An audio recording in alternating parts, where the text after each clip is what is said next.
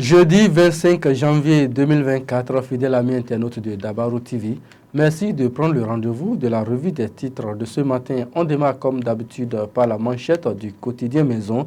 4e édition de Bénin Dabaroutou, devenez partenaire de la plus grande tournée médiatique du Bénin.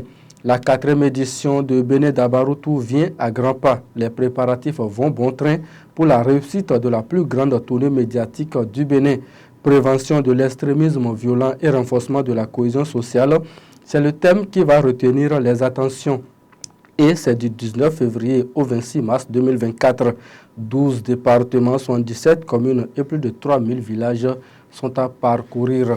On retrouve le grand regard face au processus de révision de la Constitution.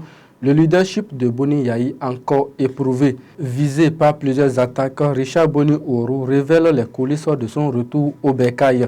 Cette information est à lire à la page 2 du journal Le Grand Regard. Du Coin Info à présent, plus d'un an après l'interdiction du port de tenues sexy à l'université d'Abomey-Calavi, les perles, fesses et les seins continuent de défier le recteur Avlessi.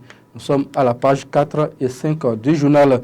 Cantine scolaire au Bénin, l'État signe des accords pour renforcer le volet nutritionnel. Daibi Info, libération du périmètre de 80 hectares situé entre Togbin et Adunko. Le gouvernement donne un ultimatum de 15 jours. Amnesty International crie au respect des droits de l'homme. Amélioration de performances agricoles au Bénin. Patrice Talon crée la Société béninoise de développement des semences végétales et plants.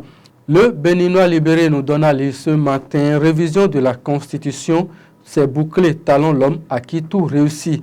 Yahi perd une douzaine de députés LD, destruction des tracteurs mis à la disposition des producteurs, la générosité de Bertin Corvi entravée par la bêtise. Gaskiani Info nous donne à lire ce matin, relecture du code électoral et révision de la Constitution, le piège aux démocrates, c'est une interrogation. Exclusion de Amos Langanfin Glélé pour 5 ans de la commande publique, la Cour suprême casse la décision. L'hebdomadaire satirique Le Déchaîné du jeudi nous donne à lire ce matin, qualifié in extremis, les Ivoiriens ont vu Dédé. Relation UPR-BR qui nique, qui s'interroge l'hebdomadaire satirique. Cette semaine, les 4 vérités à présent, forces de défense, de sécurité et assimilés, 1114 fonctionnaires mis à la retraite d'office. Les explications du porte-parole du gouvernement sont à lire à la page 5 du journal. Procès à la criette, un ancien financier de l'OATB Paracou fait des déballages. Le matinal nous donne à lire ce matin, extension du statut du FNDA de bonnes perspectives pour les entrepreneurs agricoles.